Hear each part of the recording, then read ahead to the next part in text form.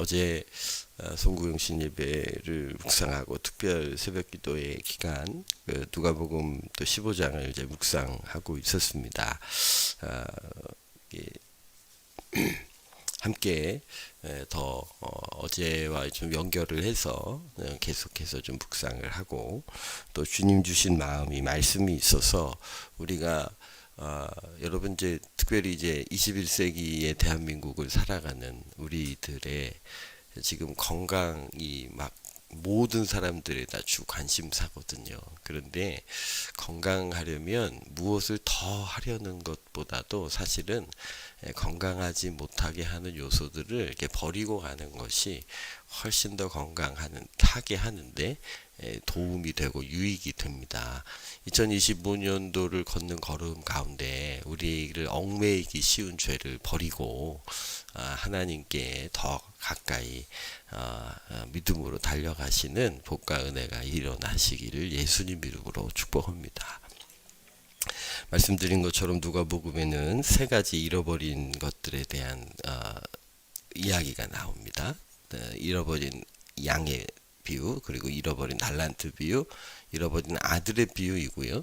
그 동일한 공통점은 뭐였냐면 잔치하는, 함께 즐거워하는, 그래서 한 영혼에 회개할 것 없는 99보다 회개할 한 영혼의 돌이킴이 천국에서는 큰 기쁨이 된다고 선포하신 하나님의 말씀을 우리가 붙들고 한 해 또 믿음으로 나아가서 주님의 기쁨에 동참하고 또 주님을 기쁘시게 하는 그 교회 되시기를 예수님 이름으로 축복합니다.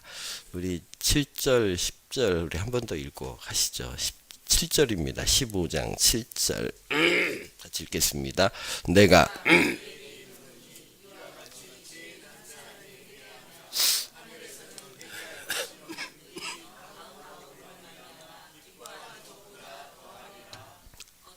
10절입니다. 내가 너희에게 이르노니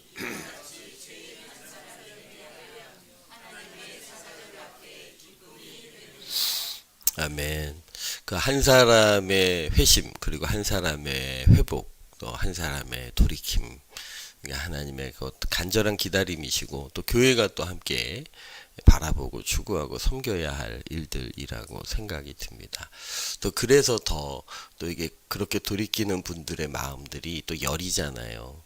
또 쉽게 또 생각과 마음들이 흔들리기가 쉽기 때문에 죄와 허물들을 회개하고 또 우리도 서로 또 조심하고 섬겨서 그렇게 돌아서는 영혼들이 머물 수 있는 가장 안전한 장소이자 공동체가 우리 빛나는 교회가 될 수 있도록 위에서 기도해 주시기를 부탁을 드려요. 또 저도 마찬가지죠. 저도 목회자로서 세심하게 영혼들을 돌봐야 되는데 또 이제 그러지 못할 때가 또 많거든요.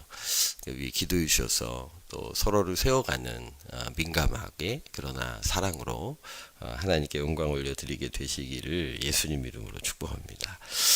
그런데 이 잔치에 참여하지 못하고 있는 이 큰아들이 사실은 분명히 돌아와서 기쁨의 잔치를 벌이는 것으로 하면 누가복음 15장에서도 끝날 이야기인데 거기서 끝내지 않고 주님께서 그 잔치에 참여하고 있지 않는 큰아들을 이야기하고 계셔요.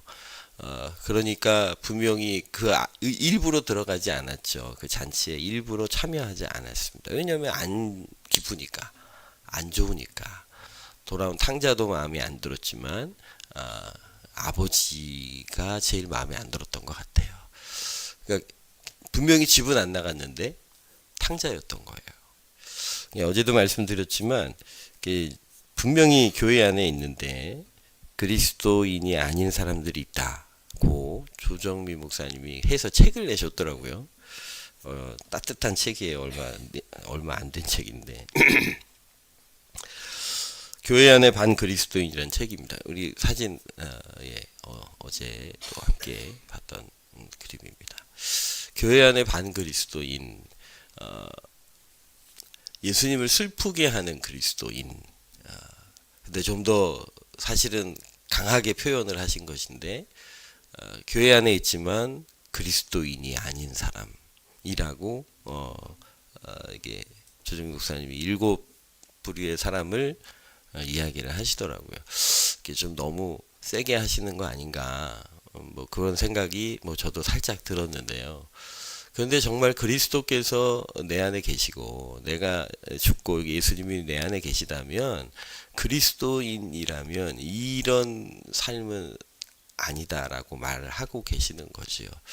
그래서 오늘 우리 안에, 우리 공동체 가운데 이제 구원의 분명한 확신 가운데 우리 주 예수 그리스도를 주 되심으로 고백하는 이 길을 우리가 함께 걸어갈 텐데, 우리를 얽매이기 쉬운 죄라 여기는 부분들이라 여겨 이 부분들을 좀 묵상하고 깨닫고 버리고 2025년도 달려가게 되시기를 축복합니다.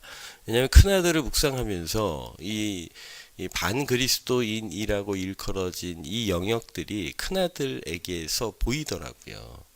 그러니까 교회 안에도 큰아들이 있는 거죠. 있을 수 있는 거죠. 누구라 말할 수 없는 거예요. 마치 주님께서 구원받은 이가 적으니까 라는 질문에 오히려 문 밖에 서서 두드리는 사람들이 많을 것이다 라고 분명히 말씀 이제 하셨기 때문에 그렇습니다.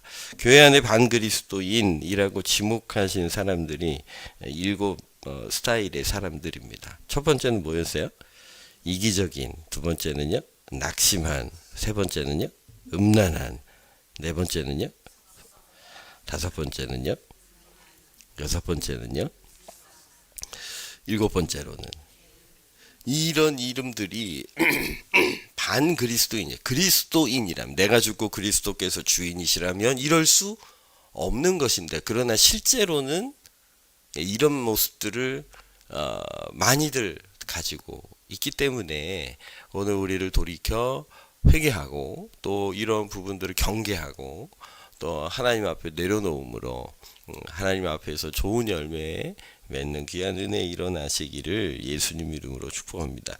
어제도 말씀드렸지만 첫 번째는 이기적인 그리스도인입니다. 이제 큰 아들은요, 아버지를 위해서도 일했던 게 아닙니다. 사실은. 왜냐하면 그 아버지를 위해 열심히 일하다가 돌아왔는데 아버지가 기뻐하고 있는 그 일에 동참하지 않고 있는 이유를 보면, 그가 열심히 일할 이유조차도 사실은 아버지를 위한 일이 아니었던 거예요. 그 일을 해서 이게 사실은 집 나간 탕자랑 똑같은 마음이었던 거죠. 집 나간 탕자는 오히려 대놓고 얘기해서 받아서 나갔는데, 이 큰아들은 그 얘기조차 사실은 못한 거죠. 그냥 열심히 일했어요. 인정받으면 내게 되겠지 였던 거죠. 그래서 그 마음 가운데 예수 그리스도만을 위하는 삶, 주와 복음을 위하는 삶, 분명히 무엇을 위해 살 것인가가 변한 것이 그리스도인인데, 사실 그러지 못한 부분들이 우리 가운데 있습니다. 어제 묵상을 했기 때문에 우리 고린도후서 5장 15절 말씀을 한 번 더 읽겠습니다. 그가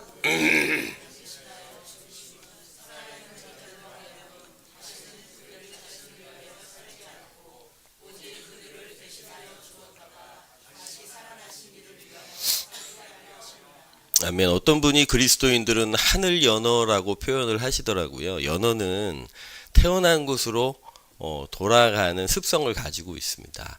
인간은요, 반드시 목표를 가지고 목적을 가지고 그것을 추구하며 살도록 하나님이 우리를 만드셨거든요.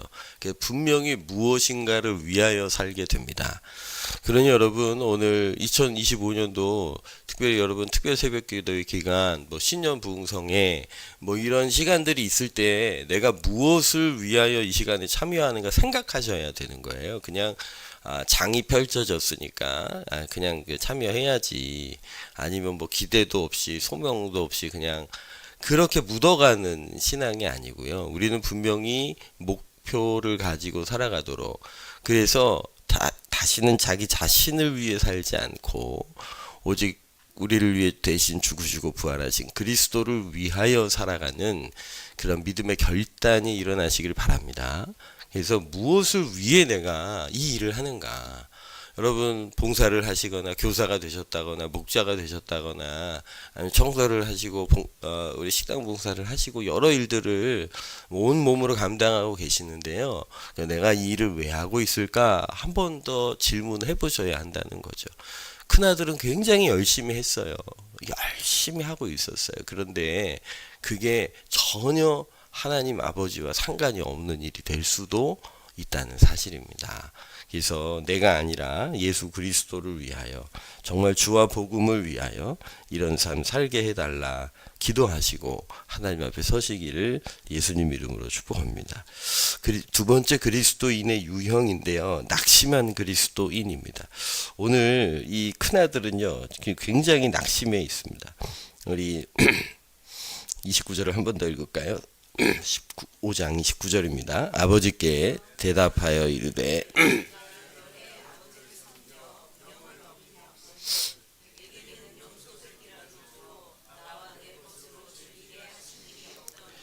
물론 계속해서 이 뒤로 이어지는 모든 감정 가운데 이런 것들이 다 남아 있는데요. 지금 낙심해 있습니다. 왜 낙심했냐면 내가 열심히 일하면 돌아오는 게 있어야 된다고 생각한 거죠. 기브앤 테이크를 너무 자연스럽게 생각하고 있었던 것입니다. 교회 안에서조차도 그런 것이죠. 내가 하나님께 이 정도 열심히 하면 이런 게 올 거야 라고 생각하고 계산하고 움직였는데 사실은 거기에 돌아오는 것이 없을 때 낙심하게 됩니다.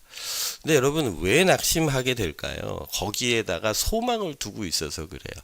사실 여러분 이 첫째 아들이나 둘째 아들이 소망을 두었던 건 뭘까요?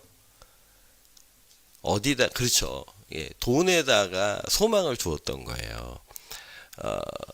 물론 여기 이 큰아들에게는 다양한 욕구가 있습니다. 조금씩 들여다 보면. 근데 구체적으로 본다면 역시 돈이었던 거예요. 그가 소망을 돈에 두고 있었어요. 재물에 두고 있었어요. 둘째 아들이야 정말 아버지를 모욕하듯이 유산을 받아 나갔지만 첫째 아들은 그것도 못하고 있으면서도 여전히 소망은 어디다 두었던 거예요. 물질에다 두었던 거죠. 근데 그게 사라지니까 낙심하는 거예요. 여러분 그리스도인들인데 왜 낙심할까요? 나를 좀 돌아보고 우리를 좀 점검해 보신다면 여러분 나를 낙담케 하시는 게 뭐가 있으십니까? 2024년도를 통과해 오시면서 또 여러분의 인생을 살아오시면서 나를 가장 낙심하게 만들었던 일이나 사건이나 사람이 있으십니까? 그 일, 그 사람, 그 사건 때문에 낙심이 돼서 소망을 잃어버려서 살 맛이 나지 않고 정말 죽고 싶은 그런 마음 가운데로 몰려갔던 때가 언제이십니까? 한번 생각해 보십시오. 나를 그렇게 낙담하게 만들었던 그것이 여러분 성경은 우상이라고 이야기합니다. 내가 무엇 때문에 낙심하고 있는가? 왜 내 인생이 와르르 무너진 것처럼 경험되고 있는가? 그것이 내 우상이라는 거예요. 그래서 오히려 지금 첫 번째 아들이 낙심하고 있는 이 이유들을 분별을 하셔서 분명히 이 큰아들은 굉장히 집에 나가지도 않고 아버지의 말씀도 잘 듣고 순종하는 그래서 겉보기에는 그렇게 모범적인 사람처럼 보이지만 사실은 소망을 어디다 두고 있었는지가 정체가 드러나 버린 거죠. 그래서 지금 낙심도 되는 거고 뒤에 나오는 불만도 터지는 거고 화도 나고 하는 거예요. 여러분 우리의 소망을 주님께 두시기를 예수님 이름으로 축복합니다. 근데 사실 이 사실을 인정하는 것 참 쉽지 않습니다. 유치원 선생님들 얘기를 들어보면 요즘 더 그런 것 같은데 자녀들 가운데 뭐 주의력 결핍증이나 아니면 경계성 장애나 뭐 기타 이런 아이들 증상을 가진 아이들이 있다는 거예요. 있는데 정작 부모님한테 얘기하기를 힘들어 하신다고 해요. 왜 그럴까요? 예, 참 어려운 일이죠. 어려운 일인데 부모가 그걸 인정하지 못하시는 경우가 많고 오히려 그게 또 트러블의 요소가 되니까 그냥 부모님이 문제 삼지 않으면 선생님들도 굳이 그걸 또 끄집어내 가지고 힘들게 하려고 하지 않는다는 사실 아이 입장에서 보면 빨리 전문기관의 도움을 받는 것이 굉장히 큰 도움이 되는데도 불구하고 그냥 서로 힘들지 않으려고 일부러 그렇게 말하지 않으신다는 이야기를 제가 이제 들었던 적이 있습니다. 근데 여러분, 그래서 내가 도대체 무엇에 낙심하고 있는가? 그게 지금 내 안의 우상을 분별할 수 있는 통로가 되고 기회가 되는 거예요. 그러니 내가 뭔가 정말 죽을 듯한 고통의 자리에 힘들어하고 있다면 오히려 내가 무엇을 우상으로 하나님보다 더 의지하고 바라보고 소망하고 있었는지가 분별되는 기회가 되셔서 오직 소망을 하나님께만 두시기를 축복합니다. 시편 42편 5절입니다. 같이 한번 읽겠습니다. 내 영혼아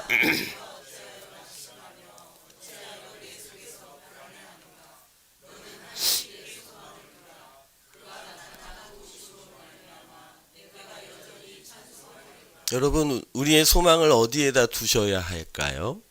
하나님께. 근데 그 하나님은 어떤 하나님이시냐면 나타나 도우시는 하나님이십니다. 그냥 그림, 죄송해요. 이게 가끔 이제 어느 집에 가면 달마도 여기 막 이렇게 달. 근데 여러분, 그 달마도 그려놓으면 그 사람들은 애군이 떠나가고 복 들어온다고 해서 그거 걸어놓고 있는 거거든요. 그 머리 빠지신 그분이. 예. 근데 여러분, 암만 째려보 보십시오. 그 닮아도 그 그림이 나와서 나를 도와줍니까? 아닙니다. 오히려 거기다가 탁 걸어놓은, 거기에 이제 먼지만 이렇게 쌓여가는. 괜히 밤에 정신 차리지 못하고 화장실 나오셨다가 보고 깜짝 놀라거나. 죄송합니다. 아유. 다른 건 다 많이 회복이 돼 가는데 이게 목이 잘 풀리지가 않네요. 여러분, 우리 하나님은 나타나 도우시는 하나님이십니다. 아멘. 나타나 도우십니다. 그러니까 내가 소망을 돈에다 두고 사람에게 두면 사실 그 돈이 그 사람이 나를 정말 도와줘야 될 때 안 도와주는 거예요. 그 배신을 경험을 하는 거죠. 이제 그때 낙심이 되는 거예요. 우리의 소망을 하나님께 두십시오. 그래서 시편 42편은 내 영혼을 설득하고 있습니다. 다른 사람의 영혼이 아니라 내 영혼아, 내가 어찌하여 낙심하여 내 속에서 불안해하는가? 너는 누구한테 하는 얘기예요 지금? 나한테 하는 소리. 나한테. 너는 하나님께 소망을 두라. 그가 나타나 도우심으로 말미암아. 그리고 결단하는 건 내가 여전히 찬송하리라. 소망이 있는 사람들은 찬양합니다. 아멘. 아직 보이지 않고 나타나지 않았지만 기대하고 소망하고 찬양하는 것이지요. 그래서 우리가 낙심의 자리가 도리어 하나님께 소망을 두는 자리가 되어서 오직 주만 의지하여 승리하시기를 예수님 이름으로 축복합니다. 세 번째 유형의 사람을 음란한 그리스도인이라고 표현을 합니다. 이분 책에 보면 세상 모두 몸의 음란이야말로 우상 숭배와 같이 그리스도인과 반그리스도인을 구별하는 기준입니다. 입으로 그리스도를 말하며 몸으로 그리스도를 부인하는 자가 반그리스도인이 아닙니까? 라고 얘기를 하시더라고요. 맞지요? 예, 그렇죠. 맞습니다. 몸의 음란 분명히 큰 죄인데요. 근데 성경은요, 몸의 음란만 음란이라고 말하지 않으십니다.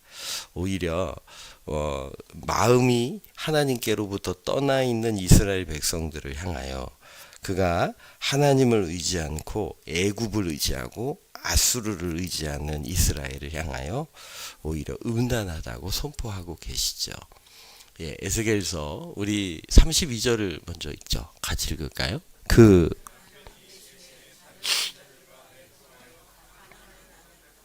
이스라엘을 향하여 주님이 이렇게 부르세요.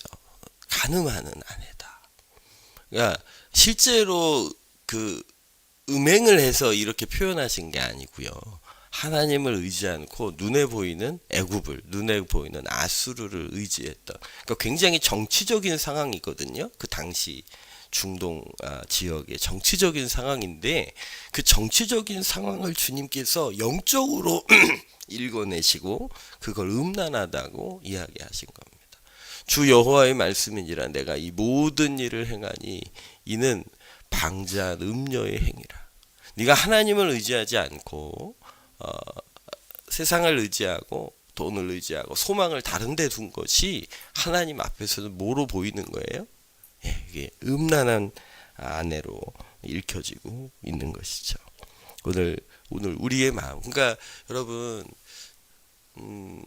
그 한국 교회가 굉장히 동성애에 굉장히 지금 민감해하고 있거든요. 낙태 뭐 이런 거 민감해하고 있어요. 맞습니다. 민감해해야죠. 그런데 우리가 하나님을 의지하지 않고 하나님을 소망하지 않는 부분들에 대해서 주님이 어떻게 느끼고 계시는지도 좀 민감해야 될 필요가 있다는 거죠. 그래서 우리가 하나님 정결한 신부로 오직 주님만 바라보는 정결한 신부로 2025년도 주님만 바라봅니다. 주님만 의지합니다. 그렇게 믿음으로 승리하시기를 축복합니다. 아멘. 네 번째 유형인데요. 그렇게 결국은 마음을 생각을 다른 데다가 두면 마음이 연약해집니다. 그래서 증상이 뭐예요? 네 번째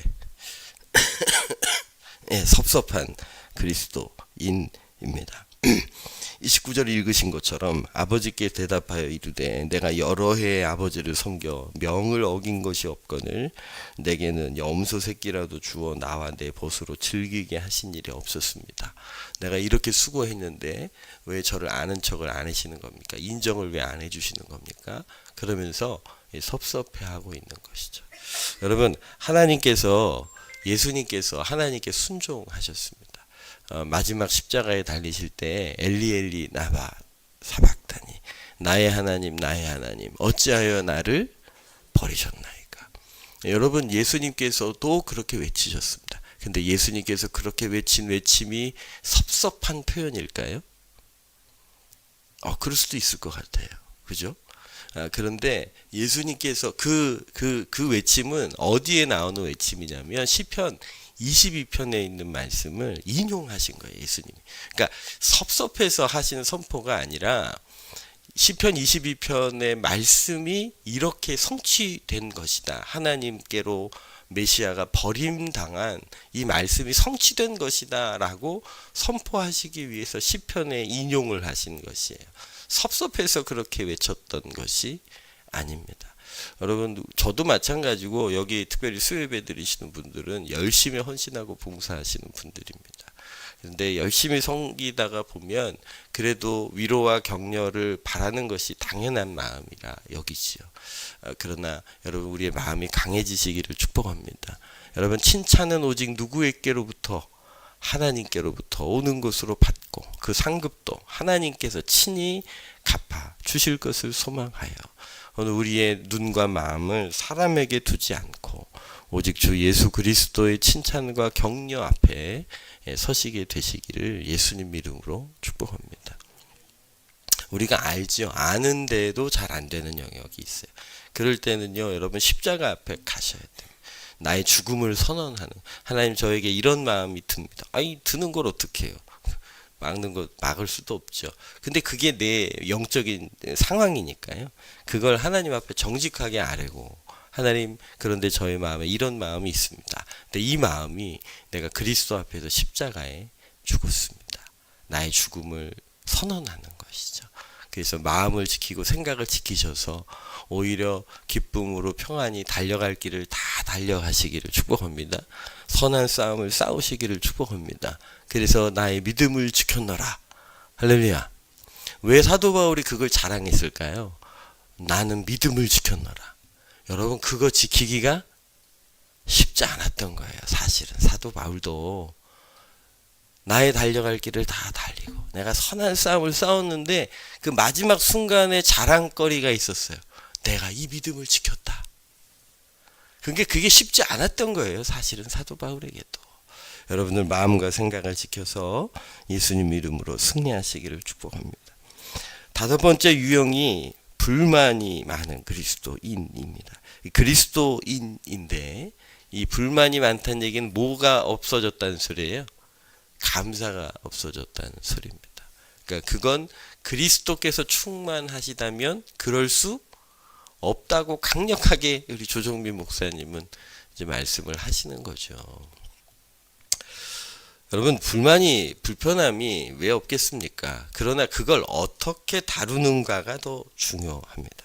고린도전서 10장 7절 말씀부터 10절 말씀에 보면 출애굽한 1세대들이 결국 다 멸망해 죽지 않습니까? 그들이 멸망하여 죽은 이유를 사도 바울이 네 가지로 정리를 했습니다. 첫 번째는 뭐로 죽었습니까? 우상숭배로 죽었습니다. 두 번째는요? 음행하다가 죽었습니다.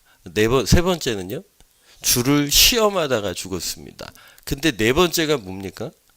원망하다 죽었다는 거예요. 여러분, 우상숭배도 피했습니다. 음행도 안 했습니다. 하나님을 시험하지도 않았습니다. 근데 뭐에 걸려가지고요? 원망하다가 출애굽 1세대들 가운데 죽은 사람들, 그거 얼마나 아쉬워요. 우리는 원망하는 거, 불평하는 거, 그거 좀 일상일 수 있는 것 아닙니까? 자연스러운 거라고 우리가 쉽게 생각하는데, 그런데 사실은 그게 그렇게 자연스럽지 않다는 거예요. 그러니까 조정민 목사님이 그 불만을 가진 그리스도인이 반 그리스도인이다라고 강력하게 외치는 이유가 이것이에요. 그거 하다가 뭐 하는 거예요? 망하는 거예요. 10절에 그들 가운데 어떤 사람은 원망하다가 멸망시키는 자에게 멸망하였나니 너희는 그들과 같이 원망하지 말라. 오늘 큰아들은 그 아버지를 향해 지금 원망을 쏟아붓고 있는 거죠. 오늘 우리들의 마음을 지키시기를 축복합니다. 입술을 지키시기를 축복합니다. 이게 올라오는 걸 없는 척은 하지 마세요. 하나님 앞에는 있는 거 없는 거 다 쏟아 놓으셔도 됩니다. 할렐루야. 진짜로요. 뭐 있는 거 없는 거 욕 비슷하게 하셔도 괜찮아요. 뭐 시편 109편 보니까 뭐 다윗도 장난 아니던데요. 그런데 그게 기도가 될 수 있었던 것은 하나님께만 했기 때문입니다. 하나님께만 했기 때문이에요. 오늘 그 원망하는 그리스도인의 자리에서 떠나 하나님의 감사가 회복되시기를 축복합니다. 여섯 번째가 불쌍한 그리스도인이라고 표현했는데요. 여기 불쌍하다고 표현한 이유는 이것입니다. 고린도전서 15장 19절인데요. 같이 읽겠습니다. 만일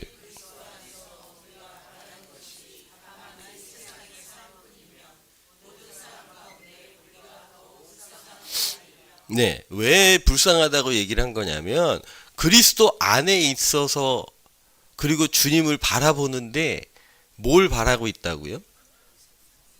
이 세상 사람들이 사랑하고 소망하는 것을 똑같이 사랑하고 소망하고 있다는 거예요. 그리스도 안에서 소망하고 바라보고 있는데 교회 바깥의 사람들이 소망하는 거, 기대하는 거랑 똑같은 것을 바라보고 소망하고 있다면 하나님 보시기에도 불쌍하고 세상 보기에도 불쌍한 거예요. 둘째 아들은 나가서 놀아라도 봤죠. 이 첫째 아들은 나가 놀지도 못했네. 이게 얼마나 억울해. 그러니까 세상 사람들 보기에도 불쌍해 보이고 하나님 보기에도 불쌍해 보이는 거예요. 오늘 우리의 소망을 우리의 기대를 하나님의 나라, 하나님의 나라와 의를 바라보는 믿음 달라고 기도하시기를 축복합니다. 그래서 주님 내 눈을 열어 주의 영광을 보게 하여 주시옵소서. 유기성 목사님 동생분이 의사셨어요. 의사셨는데 이제 의사로서 어느 정도 자리 잡을 때가 됐는데 형을 찾아옵니다. 형, 저 선교사가 되려고 해요. 그래서 이제 너 이제 자리 잡고 이제 의사로 잘 살고 있는데 무슨 소리야. 그리고 진짜 선교사 훈련을 받고 있는 데를 한번 찾아갔습니다. 찾아갔더니 컨테이너 박스 안에서 가족이 같이 사는 거예요. 그리고 같이 훈련 받고 있는데 갑자기 전화를 받고 나가는 거예요. 무슨 일이야 했더니 우리 다른 집에 싱크대가 고장이 났대. 여기서 내가 그 일을 해. 그래서 싱크대 고치러 나가는 뒷모습을 보고는 목사지만 다 이게 그런 생각이 들더라는 거예요. 그래서 하나님한테 그랬대요. 하나님, 도대체 제가 왜 저러는 거예요? 아니 그렇잖아요. 의사로서 이제 좀 편안하게 내가 뭐 동생 덕본 적은 없지만 그래도 주님 제가 왜 저러는 거예요? 근데 그때 하나님께서 한마디 딱 하시더랍니다. 네 동생이 나의 영광을 보았기 때문이다. 나의 영광을 봤기 때문이다. 그러니 소망을 다른 데 둘 수가? 그러니까 분토와 같이 여기고 복음을 위하여 나아갈 수 있었던 거죠. 오늘 결국은 우리의 눈이 열려 하나님의 영광을 볼 때의 문제들이 다 해결이 되는 거예요. 그러니 우리 자녀들이 눈이 열리게 하옵소서. 우리 남편의 아내의 눈이 열리게 하옵소서. 저를 위해 기도해 주세요. 우리 목사의 눈이 열리게 하셔서 주의 영광을 보게 해 주옵소서. 그러면 못 말려요. 누구도 못 말려요. 오히려 주와 복음을 위하여 달려가는 믿음의 길을 걷게 되죠. 그러면 어떤 그리스도인이 되냐면 하나님의 영광을 위하여 열심을 내는 그리스도인이 됩니다. 충성된 그리스도인이 됩니다. 뭐 이건 진짜 누가 못 말린다니까요. 그런데 반 그리스도인의 마지막 그리스도인이 누구였는지 혹시 기억나십니까? 예, 게으른 그리스도인입니다. 그는 왜 게을러졌을까요? 보이는 게 없어서 그래요. 보이는 게 없어서 그래요. 정말 사도 바울처럼 하늘의 상급이 보였으면 하나님 앞에 나의 달려갈 길을 다 달려가는 거죠. 그게 보이면 선한 싸움을 싸우는 거예요. 왜 불편하게 싸워요? 근데 보이니까 싸우지. 믿음을 지키기 위하여 하나님 앞에 그렇게 달려가는 이유. 그러니 여러분, 충성된 착하고 충성된 종은요, 그 영광을 볼 때에야 가능해집니다. 뭐 목사가 뭐 나오십시오, 뭐 성경을 읽으십시오, 뭐 이래서 되는 게 아니더라고요. 그러니 오늘 반 그리스도인의 요소들을 버리고 우리가 주님이 기뻐하시는 길로만 걸어가시기를 축복합니다. 그러려면 생명의 가치를 볼 수 있어야 합니다. 우리 31절 32절입니다. 같이 읽을까요? 아버지가 이르되 나와 함께 있으니 내 것이 다 내 것이로되 내 동생은 죽었다가 살아났으며 내가 잃었다가 얻었기로.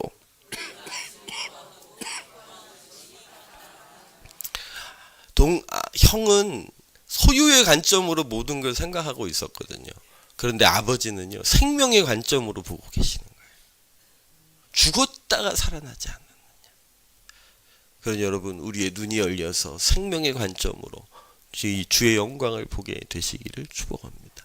2025년도 하나님 그 마음으로 살게 하여 주시옵소서. 이 시간 우리 같이 한번 기도할 때 그 7가지 표를 잠깐 그림을 좀 앞에 띄워주시고요.